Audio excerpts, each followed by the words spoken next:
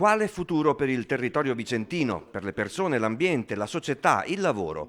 Tema sul quale la CISL interroga in occasione del 19° congresso provinciale la politica, l'economia, i sindacati della provincia. Un guardare avanti in modo nuovo, dopo un passato di errori da non ripetere più.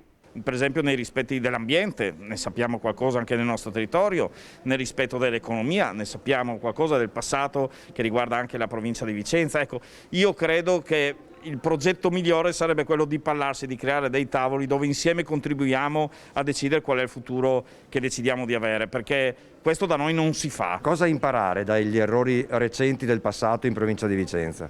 Dobbiamo imparare a discutere di più, a essere più chiari e a sapere dove vogliamo andare, facendo in modo che ci sia un solo interesse comune e non tanti interessi frammentati che dividono tessuto sociale e società.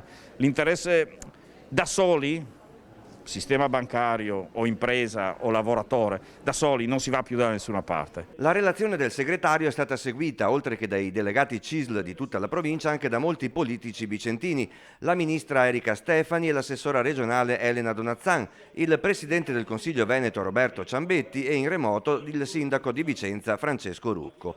Gradito ospite l'ex componente della CISL nazionale e già parlamentare Giorgio Santini. Dobbiamo tenere tutto insieme e questo è l'appello che facciamo con questo congresso alla classe dirigente della provincia di Vicenza, politica, istituzionale, sindacale e anche del mondo d'impresa. Dobbiamo rigenerare il futuro pensando a qual è il futuro migliore per la cittadinanza, per i cittadini e per i lavoratori.